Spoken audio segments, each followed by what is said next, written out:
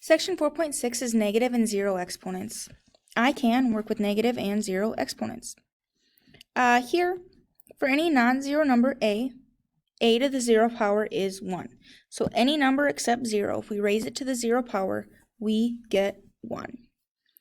For any non-zero number a and any integer n, a to the opposite of n is going to give me 1 over a to the n power. So we can make our exponent positive by moving it to the denominator, or if it's in the denominator, to the numerator. So moving it to the opposite part of our fraction. In example 1, we're going to write the expression using only positive exponents. So here, I have a negative exponent. I'm going to move it to the denominator. I keep my base, but what I change is my exponent. It becomes a positive 5, and in my numerator, I have a 1. And now I have only positive exponents. So I changed from a negative 5 to a positive 5 by putting it in my denominator. So again, that's 1 over 3 to the 5th power. In B, I have two factors here. I have m to the 0 power. Anything to the 0 power we know is just 1.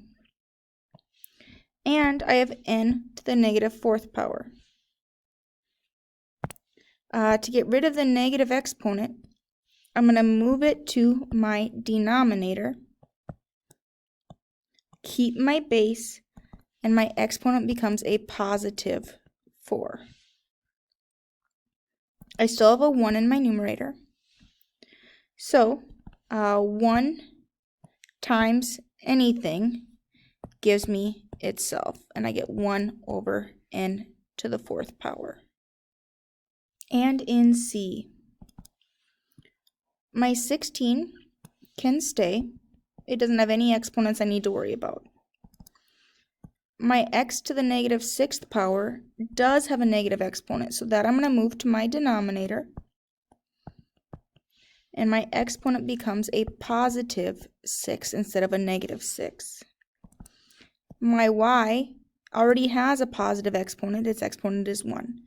So I have 16y over x to the 6th power. Now, feel free to pause here and give these a try if you'd like. We're going to write the expressions using only positive exponents. So in number 1, I have a negative exponent. So I'm going to move my entire expression to my denominator and keep my base. I change my exponent to be a positive 2, and I have a 1 in my numerator. So this is going to give me 1 over 5 squared. Remember, guys, we can take 1 times anything, so there's not a 1 shown there, but we need something in our numerator to show that we're in the denominator, so we put the 1 there. In 2, anything raised to the 0 power is always just 1. Try 3. Here I have 2 separate pieces. I have a 3, no exponent I need to worry about there, and a y to the negative 2nd power. With a negative exponent, I move it to my denominator. I keep my base. I change my exponent to be a positive 2. And I don't need to put a 1 in my numerator because I already have that 3 there. You sure can if you want to, but 3 times 1 is going to give you just 3, and it's going to be over y squared. Give 4 a try. A to the negative 7th, I need to move to my denominator. I keep my base, and I change my exponent to be a positive 7. If I move it to the opposite part of my fraction, I have an opposite exponent. I didn't change my b term here because it's already positive. So I'm going to end up with b cubed over a to the 7th power. We can use the prime factorization of a number to write a fraction as an expression involving negative exponents. So here we're going to write the expression without using a fraction bar. In my denominator, I have 16. I can rewrite that as 4 times 4, which is 2 times 2, and 2 times 2. So 16 is the same as 2 to the 4th power. So here I have 1 over 2 to the 4th power. We want to write it without using a fraction bar though, which means I need to move my 2 to the 4th to my numerator. In order to do that, I keep my base, but I change the sign on my exponent. I still have the 1 there that's being multiplied. Anything times 1 is just itself, so here I end up with 2 to the negative 4th power. In B, we want to write it without using a fraction bar, so the c cubed needs to go up to my numerator. I keep my c, change the sign on my exponent, and now I have a squared, which I didn't have to change because it was already in my numerator, times c to the negative 3rd power. Now feel free to pause here and give this a try if you'd like. Write the expression without using a fraction bar. So here I want to try and move that 25 away. In order to do that, I'm going to write it with exponents. So 25 is the same as 5 times 5, which is 5 squared. So I can rewrite this as 1 over 5 squared. Move my 5 squared to my numerator from my denominator, and anytime I move from a numerator to a denominator or a denominator to a numerator, I have to change the sign on my exponent. So I still have that 1 times that, so I get just 5 to the negative 2nd power, because 1 times anything is itself. On 6, 1,000, we can write 2 different ways. I'm just going to go with 10 times 100, and 100 is 10 times 10. We could break those down into 2s and 5s if we want to, but 10, if we did the 2s and the 5s, we'd have to combine them in the end because they'd have the same exponent. So let's just keep them in terms of 10s, and we can see that they're going to be 10s because they're all zeros. So 1,000 is the same as 10 cubed. I can move that from my denominator because I want to write it without a fraction bar into my numerator by keeping my base, changing the sign on that exponent. So here I'm just going to get 10 to the negative 3rd power. You also could have broken these down further into 2 and 5, and 2 and 5, and 2 and 5, and given me 2 to the negative 3rd times 5 to the negative 3rd. I would have taken that as well. Give 7 a try. I'm trying to write it without a fraction bar, which means I need to move my a to the numerator.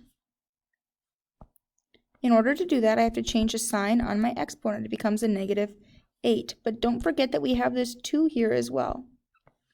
So we're going to get 2a to the negative 8th power. Again, anytime we move from denominator to numerator or numerator to denominator, we change the sign on our exponent, not the number itself or our base, the exponent. And give 8 a try here. Again, we're trying to write these without a fraction bar, which means I move my denominator up, and in order to do that, I change the sign on my exponent. Here, my x to the 7th power didn't change. That was already in my numerator. So I have x to the 7th, z to the negative 2nd power. We can use the product of powers property and the quotient of powers property to find products and quotients that involve negative exponents. In example 3, we're going to find the product or quotient. Write your answers using only positive exponents. So here, I am multiplying powers with the same base, so I keep my base and add my exponents. So I take 10 plus negative 6, and I get 5 to the 4th power. Again, only positive exponents. There I have a positive exponent. In B, I have 8 times n to the negative 3rd power divided by n squared. I am dividing powers with the same base, so I keep my exponent, or my base, and subtract my exponent. So it's negative 3 minus 2. Don't forget that we still have that 8 there. When I subtract here, I get to the negative 5th power. But we want to write our answers using only positive exponents. So I'm going to move that n to my denominator, keep my base, change the sign on my exponent. I still have the 8 in my numerator. So here I'm going to get 8 over n to the 5th power. Now feel free to pause here and give this a try. Find the product or quotient, write your answer using only positive exponents. Multiplying powers with the same base means I keep that base, add my exponents. So here I take negative 7 plus 11. My base is a 3, my exponent is a 4. That's a positive exponent, so I can leave it that way. In 10, give it a try. Multiplying powers with the same base, so I keep my base, add my exponents. So I take a negative 8 plus a negative 7. That's going to give me 5 to the negative 15th power.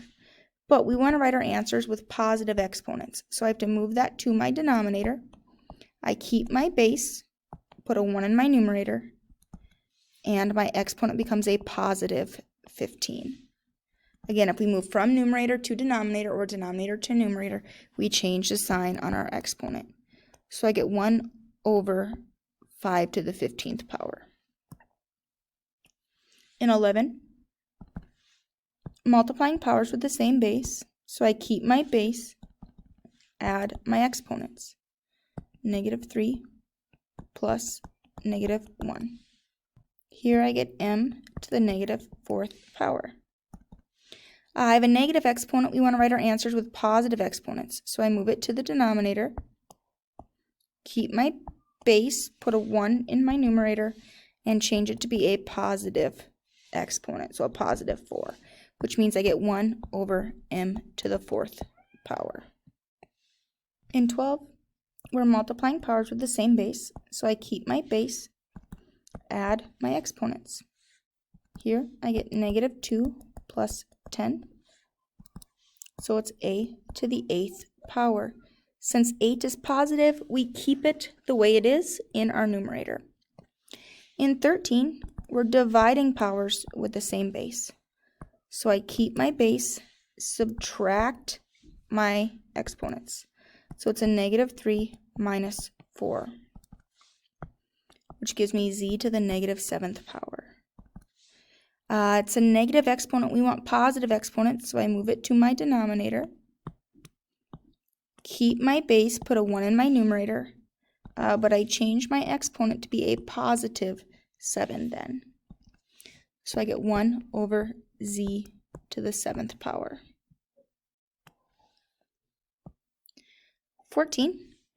Here I'm dividing powers with the same base, so I keep my base and subtract my exponents. So 2 minus negative 8 gives me 7 to the positive 10th power. And since it's positive, I go ahead and keep it there. 15, I have 5 times k to the negative 3rd power divided by k to the negative 9th power. Dividing powers with the same base, so I keep my base and subtract my exponents. So I take negative 3 minus negative 9. It's going to give me k to the 6th power, and I still have that 5. It's positive, so I keep it right there. And I'll finish in another video.